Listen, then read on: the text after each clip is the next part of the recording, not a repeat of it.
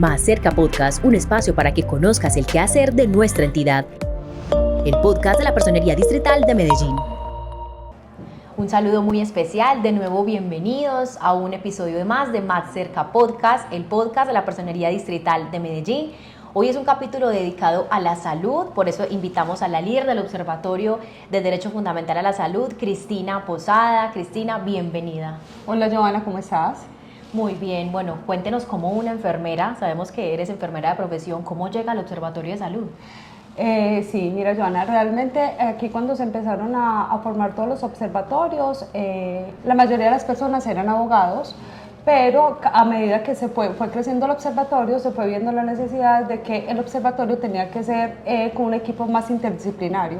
¿Por qué? Porque realmente es un observatorio que está dedicado a todas las personas o a todos los usuarios o pacientes para verificar que no se presenten vulneraciones de derechos. Para la Personería Distrital de Medellín es muy importante que este observatorio pudiera contar con personas de la salud, ya que se tiene un conocimiento un poco más amplio de cómo funciona el sistema de salud. Sí, cómo nosotros como personería y como observatorio podemos dirigirnos a cada EPS o cada IPS o cómo podemos ayudar a ese usuario a que esos derechos no se le vulneren y que no lleguen a una acción constitucional, que es lo que buscamos siempre en la Personería de Medellín.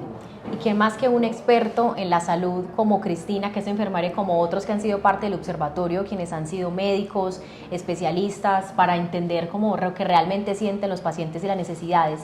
Precisamente, ¿cuáles son esas funciones que tiene el observatorio? Bueno, nosotros como observatorio realmente tenemos muchísimas funciones. Una de ellas es que tenemos un acercamiento directo con cada una de las EPS y lo que buscamos es que este paciente, si se le llegara a presentar alguna vulneración de derechos, porque no se le autoriza un medicamento, un examen médico, no se le atiende a una clínica o una IPS, nosotros entramos como ser esa parte conciliadora con esta IPS o con la EPS para que el paciente no llegue a una acción constitucional, para que no se le dilaten los procesos y para que se le pueda dar más rapidez a todos sus procesos de salud, ¿cierto? Entendemos que cada uno de los usuarios hay que individualizarlos, cada uno tiene sus dificultades, para cada persona es una urgencia, ¿cierto? Cada que una persona se nos acerca aquí al observatorio o no, se nos dirige por medio del correo electrónico, para ellos su enfermedad o que no se le autorice algún medicamento o algún examen, para ellos es una urgencia, pero lo que nosotros hacemos es llegar como a conciliar también con este paciente y decirle cuándo es una urgencia, cuándo es una prioridad y cuándo esta persona también debe dar espera como a que los procesos se puedan cumplir en las fechas determinadas de cada EPS. El observatorio cuenta con varios profesionales de la salud, donde son trabajadores sociales, instrumentadores quirúrgicos, y cada uno de ellos estamos a cargo de una EPS. Es que hacemos ese contacto directo con las jefes de atención al usuario, con los gerentes de las IPS, con los trabajadores sociales de las IPS, y le ayudamos a este paciente a que sus procesos no se dilaten. Entonces, que este paciente no se demore 2, 3 meses, 4 meses, o muchas veces uno encuentra pacientes que se les dilatan sus procedimientos hasta un año. ¿Sí? Entonces entramos como este tema de conciliación con las EPS. Hacemos reuniones con asociaciones de usuarios, hacemos reuniones con las veedurías, hacemos reuniones con cada EPS, ¿para qué? Para ponerlos en contexto, qué se está presentando con cada uno de estos afiliados, ¿sí? Si hay vulneración de derechos, si no, el por qué no se le han autorizado algún procedimiento, como lo he venido diciendo, o algún examen médico, todo lo que es relacionado con la salud. Entonces nosotros hacemos casi cada mes o cada 2 meses retroalimentaciones con diferentes IPS y EPS para que ellos puedan como también ayudarle a los pacientes y nos puedan orientar cómo podemos nosotros ayudarles. Hacemos visitas cada 2 meses a hospitales, nos dirigimos más que todo a urgencias, es para verificar cómo está el triaje, cómo está la capacidad de urgencias, si está por encima del 100%, cuáles son las principales causas de consulta de los pacientes, cómo clasifican el triaje, de acuerdo al triaje cuándo lo derivan a la plataforma SIGA, que es una plataforma donde este paciente se puede ir por una consulta prioritaria, cuáles son los motivos más recurrentes en reconsultas. Hacemos como una cantidad de preguntas en urgencias y con esto sacamos unos informes y de acuerdo a la información que nos da ya se decide en el observatorio si sacamos o un boletín o sacamos una alerta o si son situaciones que se viven presentando durante todo el año. También hacemos visitas a farmacias cada 2 meses también. En esta visita a farmacias hacemos verificación si hay faltantes de entrega de medicamento, si hay desabastecimiento del medicamento, cuánto se demora en llegar el medicamento al paciente, si el medicamento se lo envían al paciente, si el paciente tiene que devolverse a su punto de entrega por el medicamento.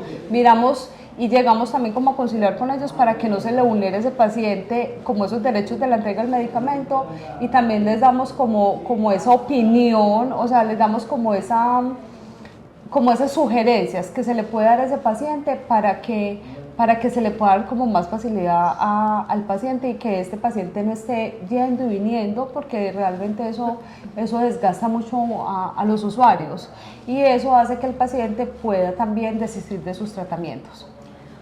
Hablamos ahorita algo muy importante, o lo mencionabas ahorita, de cuándo se puede clasificar, digamos, una situación o una gestión que puede ser urgente, que puede ser prioritaria y que también puede esperar.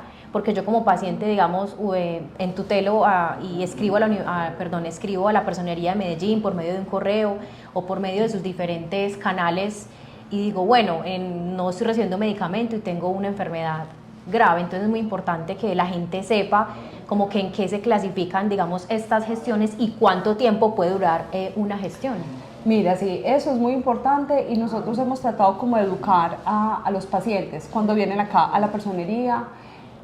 También les decimos a las EPS y a las IPS que cuando estos pacientes consultan con sus médicos tratantes, con las enfermeras de los programas de promoción y prevención, que traten de concientizar mucho al paciente cuando es una urgencia, cuando es un caso prioritario o cuando es un caso que puede dar sus 10 días hábiles para que se le reagende una consulta, ¿cierto? Hablemos, por ejemplo, de una urgencia. Es un paciente que tiene enfermedades crónicas o es un pluripatológico que tiene varias enfermedades y dentro de ellas tiene un alto riesgo de que tenga infartos o de que se caiga un cáncer, que tenga enfermedades que puedan comprometer su vida. Y ahí es donde uno les dice, son eventos que se le tienen que dar prioridad. Un paciente que se le detecta un cáncer, ¿sí? Y un cáncer que es un cáncer in situ que no tiene metástasis. En ese rango de ideas, entonces, ¿cuáles son los derechos que más se vulneran a estos pacientes generalmente? ¿Por falta de medicamentos, por asignación de citas? En salud todos. En salud se vulneran todos. Mira, se puede empezar desde que tú estás en urgencias, consulta externa, hospitalización y cirugía.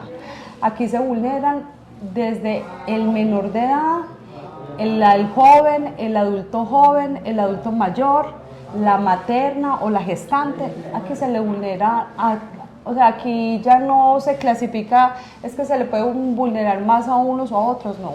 Lo que estamos encontrando es que ahora, por tantos cierres de clínicas y hospitales con el tema de maternidad, ¿cierto? Se ha encontrado es que los pocos servicios en Medellín que donde se atienden estas maternas por urgencias o donde se atienden los partos están muy colapsados, entonces ya estas maternas no se atienden con la rapidez o la prontitud que se hacía primero porque teníamos muchas clínicas y hospitales donde estas maternas se podían dirigir. Entonces las clínicas ya viven con muchos más pacientes, mucho más colapsadas, entonces ahí se pueden retrasar un poco los procesos en la atención en el parto, en la cesárea, cuando la paciente llega en expulsivo, en los controles prenatales, en los postquirúrgicos. Uno encuentra que hay pacientes que salen de un trabajo de parto, nace su bebé y es una paciente que le están dando alta a 6, 7 de la noche. ¿Sí? ¿Por qué? Porque es tanta la capacidad, es tanta la demanda de estos pacientes que el sistema o las clínicas o los hospitales cada vez se va llenando y se va llenando más y claro, los especialistas no solo pasan ronda por hospitalización, ellos tienen que estar por urgencias, tiene que atender la urgencia que llega, la paciente que tiene una preeclampsia, la paciente que tiene una diabetes gestacional, la paciente que llega en expulsivo, la paciente que hay que operar de urgencia. No solamente en ginecología se ve y obstetricia, no, es también el paciente que hay que operar, la de cáncer de ovario, la de cáncer de mama, que la histerectomía. Entonces son muchas cosas, son muchas enfermedades o intervenciones quirúrgicas que abarca esta especialidad.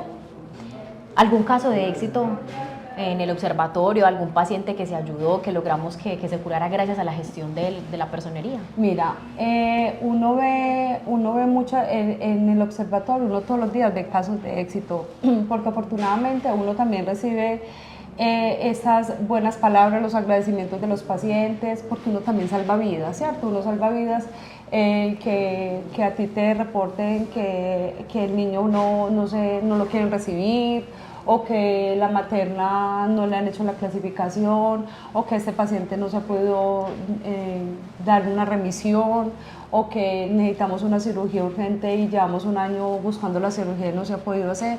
Entonces nosotros todos los días recibimos casos de éxito por todo, o sea, cirugías, hospitalizaciones, remisiones, consultas, entrega de medicamentos, todos estos pacientes que sufren de enfermedades huérfanas, es cierto que hay muchas veces son los medicamentos que dan más dificultad para la entrega, las evaluaciones por estos especialistas o subespecialistas, y también uno encuentra pacientes que de pronto tienen una expectativa muy alta, que piensan porque vienen a la personería, quieren encontrar una solución inmediata, y créeme que muchas veces uno encuentra soluciones inmediatas es cuando las cosas son urgentes, que uno dice, a este paciente se le compromete la vida, si tú no lo haces ya, el paciente puede morir, ¿sí?